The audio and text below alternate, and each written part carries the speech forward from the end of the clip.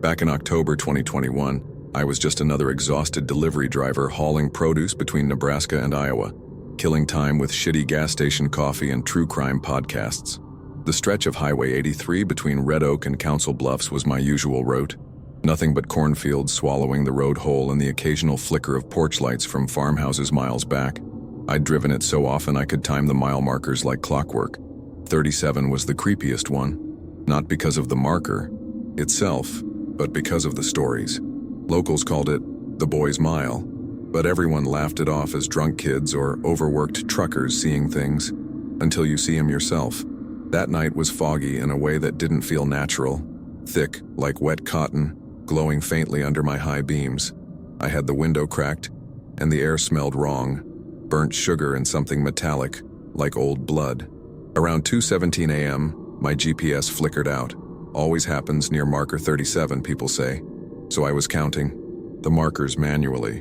When I passed 36, I slowed down without even thinking. That's when I saw him. A kid, maybe 10 or 11, standing so close to the shoulder his toes almost touched the white line.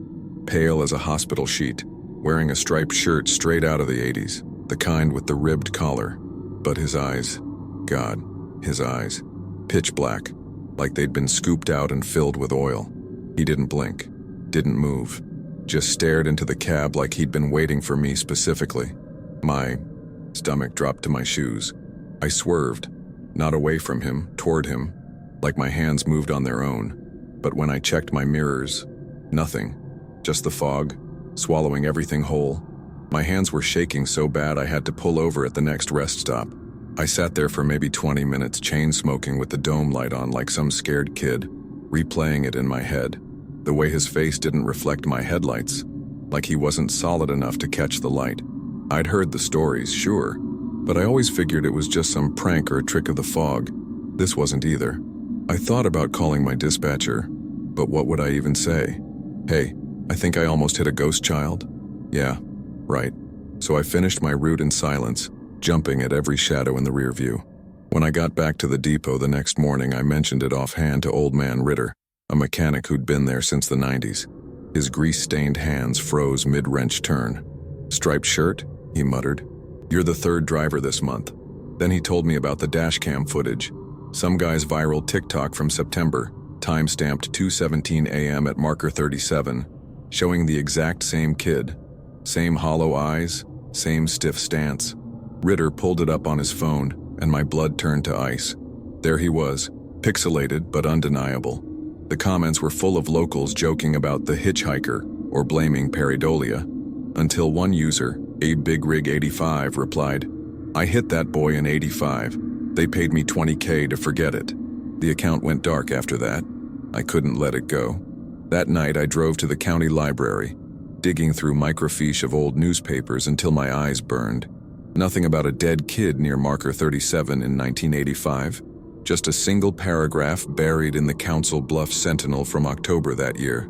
Local boy 9, reported missing after failing to return from a bicycle ride near Highway 83. Search suspended after 1 week.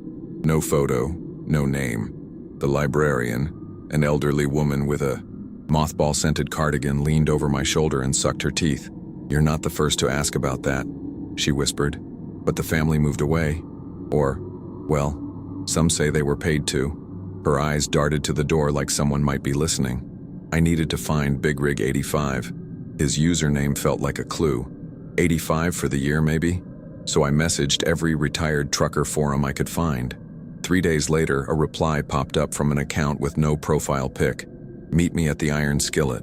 Off exit 44, 8 p.m. Don't bring your phone. The place was a relic. Sticky floors, coffee that tasted like motor oil. And there he was, a grizzled guy in a denim jacket, hunched over a pie he wasn't eating. You saw him too, he said. Not a question. His hands trembled as he slid a Polaroid across the table. The photo showed a crumpled bike in a ditch, its front wheel bent at a sickening angle. They told me it was a deer, but I heard him scream.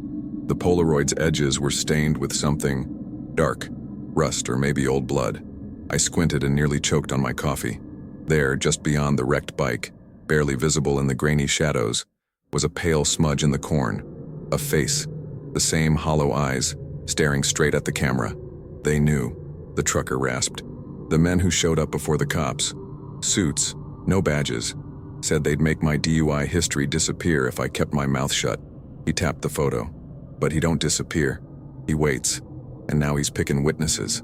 His voice cracked then, and he shoved the picture back into his jacket like it burned him. That's when I noticed his truck keys on the table, still dangling from a keychain with a tiny faded football charm. My throat went dry. Was he wearing anything else? Like a baseball cap? The old man froze. Nebraska Huskers, he whispered. How'd you? I didn't answer. I was too busy remembering the dashcam footage, the way the boy's hand had twitched toward his head like he was adjusting a hat. That wasn't there. The diner's lights flickered. Outside, a semi roared past, its horn blaring like a warning. I drove back to marker 37 at dawn, half out of my mind. The corn was taller than I remembered, stalks whispering against each other in the wind. I walked the shoulder, kicking at gravel until I found it. A sun-bleached Husker's cap wedged under a mile marker post, crawling with ants. The fabric disintegrated when I touched it, but not before I saw the dark stain inside the brim. Behind me, the corn rustled. Not the wind. Something moving. Slow, deliberate steps. I booked it to my truck, but the engine wouldn't turn over. Just clicks. That's when I saw him in the rear view. Closer now, his striped shirt fluttering in air that wasn't blowing. His mouth opened. No sound came out, but my ears popped like I'd been shoved underwater. Then, a knock on my window. I screamed. It was a state trooper, scowling. "You all right, son?" I babbled about the boy, the hat, the photo. He sighed and radioed for a tow, but his eyes kept darting to the corn. "Look," he muttered. "This stretch, things happen. Go home. Wash your hands. And if you're smart, you'll delete those forum posts." When I asked how he knew about those, he just patted my door, too hard, and walked away. His cruiser didn't have plates. The tow truck driver was chatty. "Crazy how many cars die right here," he said, hooking up my rig. I asked if he'd ever seen the boy. He laughed. "Nah, but my pop did. Back in '85, said the suits. Paid him too, not to talk about the other kids." My blood froze. "Other kids?" He shrugged. "Highway's old. Real old." He wouldn't say more. That was a year ago. I quit trucking. Changed my number. But sometimes when I'm half asleep, my phone buzzes with a notification from a deleted account. Just a photo of a mile marker, fog pooling around it like breath. And in the corner, always just barely visible, a small hand, reaching. My name's Jacob, and my wife Lillian and I have owned the same 50-acre farm in rural Nebraska since '98. Back in the summer of 2017, life was simple. Just us, our crops, and the kind of quiet that makes you forget the world exists. That all changed the first night we heard it. A child's cry, so faint it could have been the wind whistling through the stalks. But it wasn't. It was too rhythmic, too human, like a kid lost and scared, trying to catch their breath between sobs. We grabbed flashlights and searched until sunrise, but the second we stepped into that field, the crying stopped. No footprints, no broken stalks, just the smell of damp earth and that awful, hollow silence. The next night, it came again, 3:17 a.m. on the dot. This time, Lillian recorded it on her phone. The audio was grainy but unmistakable. A little girl's voice whimpering, "Help, it's dark." I'll never forget how the hair on my neck stood up. We called the sheriff, but he just shrugged. "Coyotes," he said, "or a prank." But coyotes don't sob in words. By the fourth night, we stopped sleeping. I'd sit on the porch with my shotgun watching the field. Once I swear I saw a shadow dart between the rows. Small, like a child. But when I ran out, there was nothing. Just the corn, swaying like it was laughing at me. By the end of that week, Lillian was a wreck. She hadn't slept more than an hour at a time, jumping at every creak of the house. That's when she insisted we drive into town. "Someone's gotta recognize this," she said, gripping her phone like it was evidence in a trial. We played the recording at the diner, the hardware store, even the damn post office. Most folks just shook their heads, muttering about bad reception or teenagers with speakers. But then we ran into Mrs. Hargrove. Ethel Hargrove's been in this town since the '50s, and she's the kind of woman who remembers everything. The second Lillian played that clip, Ethel's coffee cup hit the floor. Her face went gray as old newspaper, and she grabbed Lillian's wrist so tight it left marks. "That's my Sarah," she whispered. "That's her voice. The night she disappeared in '77. The diner went dead quiet. Sarah Hargrove was 6 years old when she vanished playing hide-and-seek near their farm. Our farm. The cops searched for months. Never found a trace. And now, 40 years later, her mother was staring at us like we'd dug up her grave. Ethel begged us to take her to the field that night. Said she needed to hear it for herself. I didn't want to. Something about the way her hands shook made my stomach twist. But Lillian agreed before I could say no. So there we were, standing at the edge of the corn at 3 a.m., flashlights cutting through the dark like we were holding our breath in church. And right on time, it started again. That same choked little "help me" drifting through the stalks. Ethel let out a sound I've never heard a human make before. Half scream, half prayer, and then she was stumbling into the field, her cane forgotten in the dirt. We chased after her, but the corn seemed to close in around us, leaves slapping our faces like they were trying to push us back. Ethel collapsed near the old oak at the center of the field, sobbing into her hands. That's when I saw it. A patch of earth where nothing grew, just a perfect circle of dead dirt. And buried halfway in it, glinting in my flashlight beam, was a tiny silver hair clip, the kind little girls wore in the '70s. Ethel went dead silent when she saw it. She used to wear these every day, she said, and then she pressed her forehead into the dirt and screamed Sarah's name like it might drag her back from wherever she'd been. After that night, the crying changed. It wasn't just whispers anymore. It was closer, like the voice was right beside us in the dark, breathing against our necks. Lillian refused to step foot in the field again, and honestly, I didn't blame her. But Ethel, she came back every night, sitting in her pickup at the edge of the property with her windows down listening. Said she owed it to Sarah. I tried to warn her, "This ain't natural, Ethel. Sounds like it's getting hungrier." But she just stared at me with those hollow eyes and said, "She's been alone for 40 years. What if she's finally trying to come home?" Then, on the 10th night, the crying stopped mid-sob, like someone had clapped a hand over the kid's mouth. The silence was worse. My skin crawled, and before I could stop her, Ethel was running into, the field again, screaming Sarah's name. That's when we heard the other sound. A low, wet crunching like teeth on green corn stalks. The flashlights died one by one, and in the last flicker of light, I saw Ethel freeze. Something was standing between the rows behind her. Tall, too tall, with arms that bent wrong at the elbows. It didn't move. It just watched. Ethel turned slowly, and then the dark swallowed them both. The sheriff found Ethel's truck at dawn, door hanging open, engine still. Running. No sign of her. No sign of anything. Just those same damn footprints leading into the field and vanishing halfway, like she'd been plucked straight out of the air. Search teams combed the corn for days, even brought in dogs. Nothing. Only thing they turned up was Ethel's cane, snapped clean in two, lying in that dead circle of dirt where we'd found the hair clip. The official report called it an elderly woman wandering off in distress. But me and Lillian, we knew better. That night, the crying came back. Only this time it wasn't just Sarah's voice, it was Ethel's too, begging. "Jacob, Lillian, don't let it take you next." Lillian packed a bag right then, said she was staying at her sister's until I fixed this. But how do you fix something that shouldn't exist? I poured gasoline along the edge of the field, lighter in my pocket. Maybe fire was the only language that thing understood. But as I stood there, the wind carried the voices closer, and I realized they weren't pleading anymore. They were laughing. Not the relieved kind. The kind that comes when the trap's already sprung. I struck the match. The flames roared up so fast I barely had time to stumble back, heat blistering my face as the field became a wall of fire. The corn popped and hissed, and underneath it, God, the screaming started. Not Sarah's. Not Ethel's. Something older, angrier. Like the fire had peeled back the skin of the world and shown me what was underneath. The smoke coiled into shapes, arms, mouths, eyes that blinked too slow. And for a second I swear I saw Ethel in there, her face stretched wide like she was trying to warn me. Then the wind changed. The fire trucks came too late.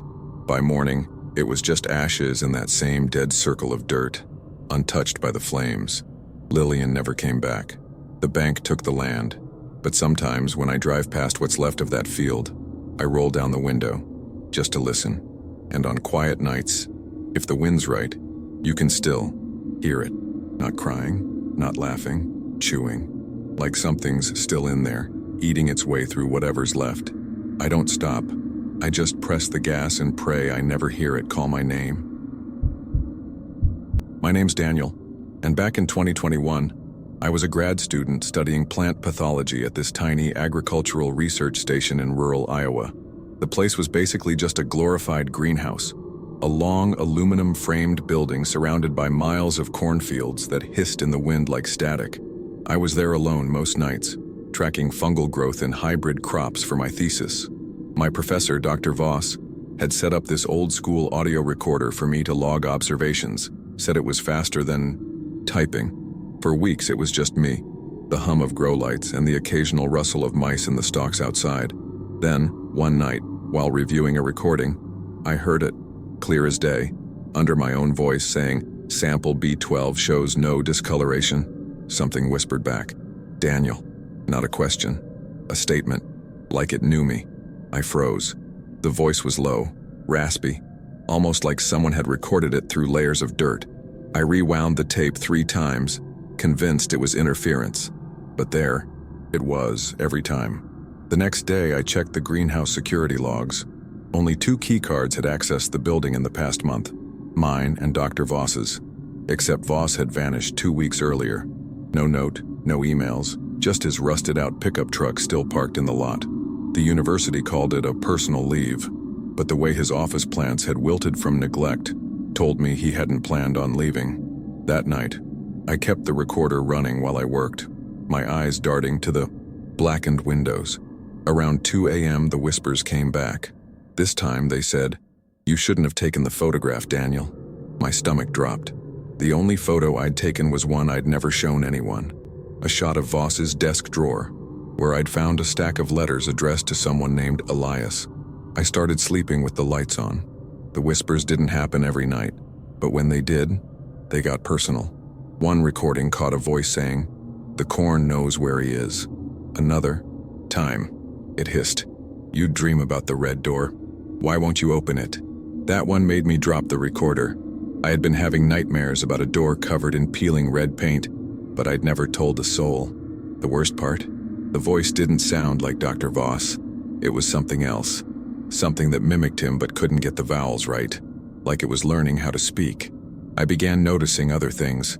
Patches of corn outside the greenhouse bent in perfect circles. The smell of wet soil, when no rain had fallen. And once, at dusk, a shadow standing motionless between the rows. Just watching. Then came the night the recorder answered me. I was mumbling about a contaminated sample, when suddenly, the tape cut my words off. A new voice, sharp as a splinter, said, "Elias isn't gone, he's in the roots." The recorder's battery died right after, like whatever was speaking had drained it. I bolted outside, gasping, only to freeze at the edge of the cornfield. The stalks were trembling, not from wind, but in a slow, deliberate ripple, like something was moving beneath them. That's when I remembered the letters. I sprinted to Voss's office, tore open the drawer, and reread the top one. Elias. Phase 3 begins when the roots sing. Burn the samples if you hear them. The date on the letter was the day before Voss disappeared. Outside, the corn whispered my name. Not on tape, not in my head, out loud. The next morning I did something stupid. I went into the corn. Not far, just a few feet, but enough to see the soil was wrong. It was too dark, almost oily, and strands of something like thin, white roots spiderwebbed across the surface. When I crouched down to touch one, it twitched. I jerked back, but not fast enough. The root lashed around my wrist like a whip. It didn't hurt, but it pulled, hard enough to drag me forward an inch before I ripped free. My skin where it touched me was ice cold, numb. That's when I noticed the stalks around me were different, thicker. Their leaves had veins that pulsed faintly like they had something moving inside. I ran back to the greenhouse, locked the door, and for the first time, I considered burning the whole place down. That night, the whispers didn't wait for the recorder. I was checking samples when I heard it. A wet, clicking sound from the far end of the greenhouse. Then my name, Dianiel, stretched out like a sigh. The grow lights flickered. Shadows pooled in the corners, too thick, too liquid. I grabbed a pruning, sheer stupid, but it was all I had, and backed toward the door. Then the recorder turned on by itself. Static hissed. Then a voice, clearer than ever. He didn't run, he fed them. The door behind me rattled. Not like someone was trying to open it, like something was leaning against it from the other side. I could hear the corn stalks rustling against the glass, louder than the wind should have made them. Then, the worst sound of all, a long, slow drag, like something heavy being pulled through. Dirt, right outside. I didn't sleep. By dawn, my hands were shaking so badly I could barely pour coffee. The greenhouse was too quiet. No mice, no insects, just that heavy, wet earth smell clinging to everything. I forced myself to check the security footage from the night before. The camera facing the cornfield showed nothing but swaying stalks, until I slowed it down. Between frames, something tall and hunched moved just beyond the tree line, its outline blurry, like it wasn't fully there. Then, at 3:17 a.m., the camera glitched. When the feed came back, the corn directly outside the greenhouse was flattened in a perfect circle. The stems split open like something had erupted from the ground. My phone buzzed. A notification from my thesis folder. A document I didn't recognize had been added. Elias Protocol PDF. The first line read, "If you're reading this, the roots are listening." I opened the file. Pages of Dr. Voss's notes spilled across the screen. Experiments on plant communication, diagrams of root systems that branched like nerve endings, and then, halfway down, a photo that made my throat close up. It showed a human hand, palm up, fingers splayed, except the skin was split, tangled with thin white roots growing out of the veins. The caption, Elias, Stage 4 symbiosis. My vision swam. The whispers had been right. Voss hadn't run. He'd joined them. I slammed my laptop shut, but not fast enough. Behind me, the greenhouse door creaked open. Not a break-in, an invitation. Outside, the corn stood unnaturally still, waiting. I should have run. Every cell in my body screamed at me to get in my car and never look back, but my legs moved toward the door instead, like something had reached into my skull and tugged. The second I stepped outside, the air changed. Thick, sweet rotten, the way a corpse smells when it's been wrapped in wet leaves too long. The corn stalks ahead of me parted with a slow, deliberate rustle, forming a path. At the end of it, a figure stood, hunched, its back to me. The shape was almost human, but the shoulders were wrong. Too angular. The skin stretched taut like bark. Then it turned its head. Not all the way. Just enough for one milky, unblinking eye to lock onto mine. The lips, if they were lips, peeled back in a grin full of thorns. It spoke. Not in a whisper this time, but in Dr. Voss's voice, or what was left of it. "You should have burned them, Daniel." Behind it, the earth began to churn. Pale roots slithered up like tentacles, knotted around something half-buried. A boot. His boot. The thing wearing Voss's face took a step forward, and the cornfield shivered in response. That's when I finally broke. I stumbled back, but the roots were faster. They lashed around my ankles, yanking me toward the writhing soil. The last thing I saw before the darkness swallowed me whole was the thing's mouth stretching wider, wider, not to scream, to sing. I woke up in a hospital. The doctors said a farmer found me at the edge of the high cornfield at dawn, convulsing, my clothes caked in dirt and sap. They said I'd hallucinated from stress-induced psychosis, but they couldn't explain the roots under my skin. Thin white filaments the surgeons plucked from my arms like splinters, each one squirming until it was burned. The university sealed the greenhouse. No one mentioned Dr. Voss. I moved cities, changed my name. But sometimes, when the wind blows through the trees just right, I hear it, a whisper, in a voice that's almost mine. It says the roots remember, and I know someday they'll finish singing.